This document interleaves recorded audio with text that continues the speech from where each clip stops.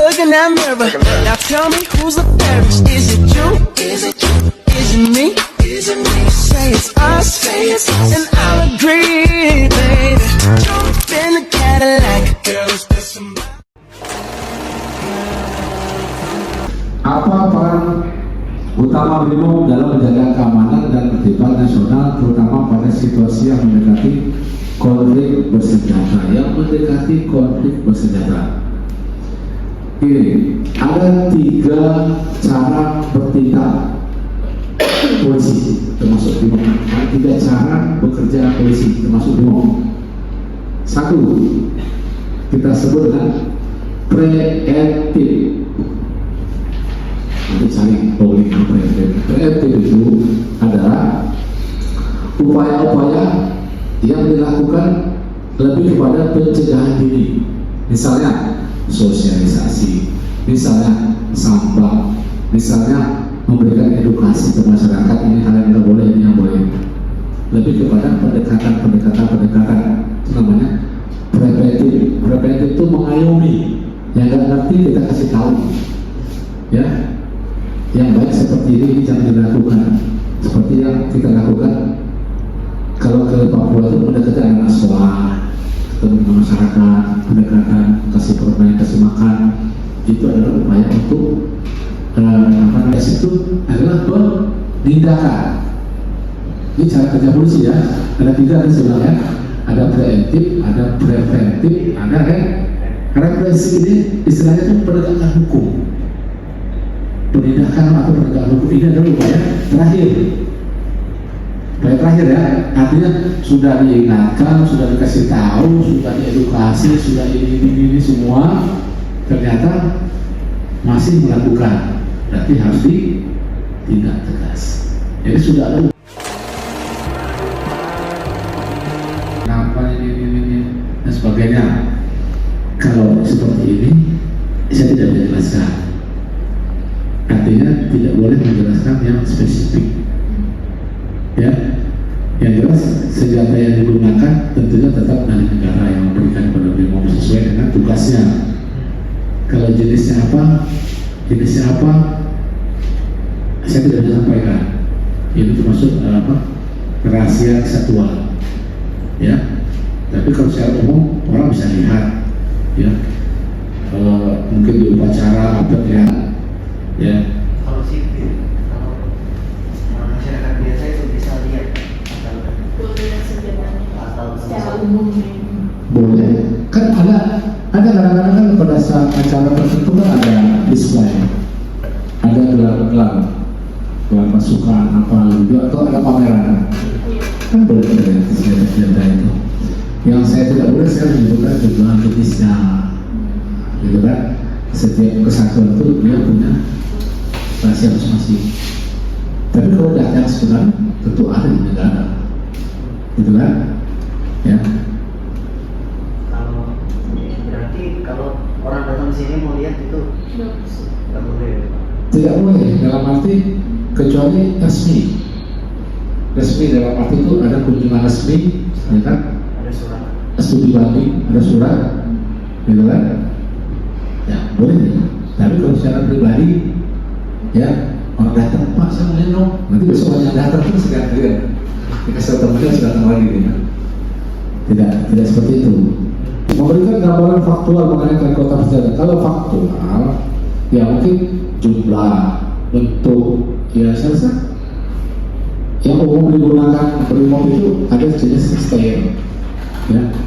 Jadi yang umum ya, steyr itu yang dimiliki oleh Gegana, steyr. Kemudian AK-01 itu ada di pelopor, itu digunakan untuk tugas-tugas operasi. Tapi ada lagi, cuma kan tergantung kebutuhan di lapangannya. Ya kan, nggak mungkin kita hanya operasi di Bangka sini saja, nggak perlu harus pakai senjata yang berlebihan kan gitu. Di sini kan aman terkendali.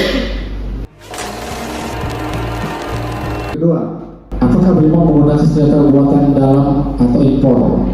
Apakah menggunakan senjata buatan dalam negeri atau impor? Jika ya, bagaimana alasan pemilihannya? Ya, ini Data seperti ini yang adanya ada di Kostrimob sana, ini Kapolda Pusat, ya, ada di sana tuh. Apakah impor dari luar, dari negara mana kan gitu kan? Ya, tentu data lebih lengkapnya tidak ada di sana, adanya di sana di Kostrimob sana di Kelapa II. Kita ada latihannya. Setiap hari atau setiap ada waktu kita punya rencana latihan, kita latihan di sini. Ya, ada namanya menembak secara presisi, ada menembak dengan cara apa namanya itu reaksi. Menembak presisi itu sasarannya diem, kita diem.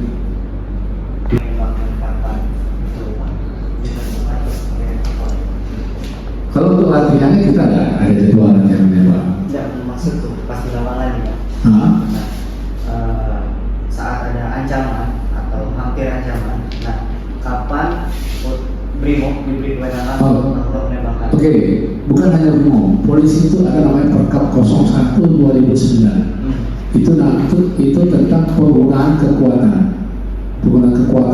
kepolisian. Artinya gini, penggunaan senjata.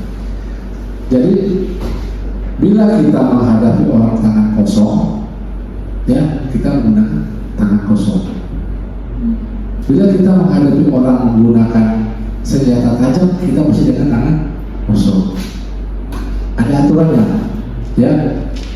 Kemudian ada namanya bertahap, ada lunak, ada keras, ada menggunakan senjata api. Bila dia menggunakan senjata api, baru kita menggunakan senjata api. Jadi tidak boleh, maka tadi kembali ke HAM nanti nanya polisi. Kalau polisi langsung menembak kepada tersangka apapun ya, tapi dia tidak menggunakan senjata api, salah. Ya, tidak boleh. Kalau dia masih tangan kosong, masih bisa dilumpuhkan dengan tangan kosong. Nggak bisa lagi. Dia menggunakan kayu, Pak, kita menggunakan tongkat. Bisa ada tongkatnya tuh, ya. Baru kita gunakan senjata api kita gunakan harus peringatan dulu. Peringatan dan 3 kali, enggak juga, ya, baru arahnya juga enggak boleh langsung ke coba. Nembaknya juga harus ke kaki. Jadi dia bukan, polisi tidak boleh membunuh, polisi itu hanya boleh melumpuhkan. Ya, berbeda dia dengan saudara kita mungkin di tentara. Mereka pasukan yang memang dibuat untuk membunuh. Kalau dia membunuh, saya membunuh, gitu loh bahasanya begitu. Kalau polisi nggak kan itu banyak aturan. Dia sudah ini, dia tuh tangan kosong dia. Ini prosedur penggunaan kekuatan. Nah, tadi saya jelaskan ya, ada penggunaan kekuatan seperti tadi, ya, kehadiran polisi dulu, kemudian lunak itu tuh pakai tangan, keras menggunakan tongkat, ya, yang berikutnya menggunakan senjata api, ya, ada aturan, ada tahap-tahap itu menggunakan kekuatan. Perlengkapan taktis yang digunakan Brimob dalam operasi penjagaan helm, rompi, tameng, gas. Ini tergantung kepada tugas apa yang diberikan. Misal tugas Brimob, saya tadi lupa nyampaikan. Jadi Brimob itu terbagi 2 bagian. Jadi ya, ada pelopor, ada gegana. Pelopor itu kemampuan yang pertama, skill yang dimilikinya adalah terus. Pokoknya pelopor itu pertama adalah penanganan huru hara. Nanti saya sampaikan nih yang ditanyakan tadi kan, apa saja perlengkapan taktis yang digunakan sesuai dengan tugasnya tadi. Kalau ancamannya itu hanya demo, ya kita menggunakan yang namanya tameng, menggunakan peluru keselamatan, ya, kita menggunakan helm pelindung badan, pelindung kaki itu yang kayak robot kalau kalian pakai itu kan, Itu perlengkapan yang digunakan bila itu menghadapi huru hara. Kalau kita menghadapinya nanti masalahnya ada bom, ada ancaman bom, ya di suatu tempat ada diduga itu sana ada bom, berarti ada perlengkapan khusus itu adanya di negara, mulai dari helmnya, bajunya, ya, sarung tangan dan sebagainya, ya ada perlengkapan khusus, ada blanketnya juga ada, ya jadi sesuai dengan tugasnya. Kemudian bila terjadi penyanderaan, kita harus menyelamatkan orang, menyelamatkan VIP tadi, orang penting, itu menggunakan kendaraan lapis baja. Ya, kita punya kendaraan lapis baja itu, barakuda. Kita sebutkan barakuda yang semuanya besi itu. Yang kemarin ditumpangi oleh teman saya di Polda Metro, kan punya kasus, ada kan yang terlintas itu, monitor kan? Ada kejadian di Jakarta itu, yang demo besar-besaran itu. Menerapkan prinsip-prinsip hukum, perbedaan profesional dan keberlanjutan dalam relasi bersenjata. Ya karena kami ini bukan militer, ya kita tidak militer. Jadi kita ini lebih kepada yang saya sampaikan tadi. Kita ada tiga cara tadi, tiga cara untuk kita bekerja itu tiga cara. Ya cara yang terakhir tetap ya menggunakan penindakan, tapi didahului dengan upaya-upaya persuasifnya, ya pendekatan yang sudah. Apakah Brimob memiliki pedoman tertulis atau SOP yang menegaskan kepatuhan terhadap hukum dalam penggunaan senjata? Kita punya namanya perkap, yang ada namanya perkap. Jadi dalam penggunaan senjata itu, ya tidak semuanya itu diisi dengan peluru tajam, ya. Jadi ada tahap-tahapnya, ya. Ada peluru hampa, ada peluru karet, ada peluru tajam. Jadi sesuai yang saya sampaikan tadi, tidak serta-merta kita langsung dengan penindakan, ya. Kembali lagi tergantung medan atau musuh yang dihadapi. Ya, kalau kita menggunakan, misal kita mengamankan demo atau huru hara unjuk rasa itu tidak ada sama sekali peluru tajam. Ada, walaupun anggota bawa senjata, ya. Baik, pengawasan akuntabilitas dan operasi. Bagaimana penegakan hukum internal penyalahgunaan senjata oleh Brimob, ya. Jadi di dalam polisi itu ada 3 fungsi, ya. Pertama namanya fungsi pendukung, kemudian ada fungsi pelaksana, yang ketiga fungsi pengawasan, ya. Jadi dalam struktur organisasi polisi itu ada namanya fungsi pendukung, fungsi pengawas, ada fungsi pelaksana. Yang mana yang melakukan pengawasan? Ya, di sini bila terjadi pelanggaran bersenjata, berarti di Brimob itu ada namanya Propos. Di Polda ada nama Propos. Itu melakukan pengawasan tugas-tugas polisi yang bermasalah, polisi yang bandel, yang ada kasus-kasus itu di bawah nama Propos. Jadi nggak ada istilahnya, oh mentang-mentang polisi, tidak, tetap ada diawasi. Nah, tadi saya sampaikan ada pengawas, ada pendukung, ya.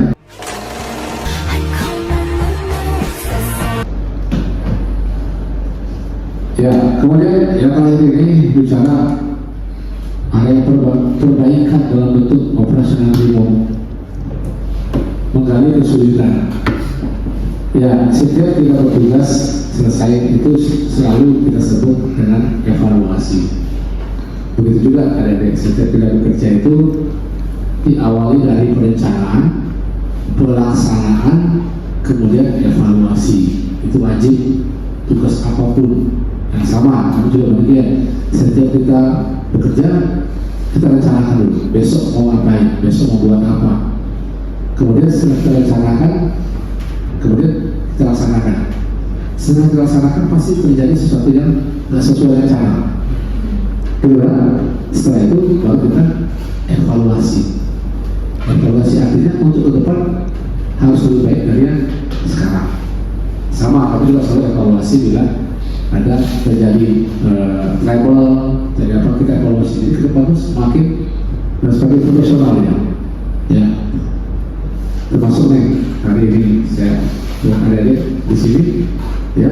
Artinya nanti harus mengevaluasi apakah pertemuan yang saya ini menghasilkan atau tidak, apa yang saya dapati. Kalau nggak dapat, berarti gagal.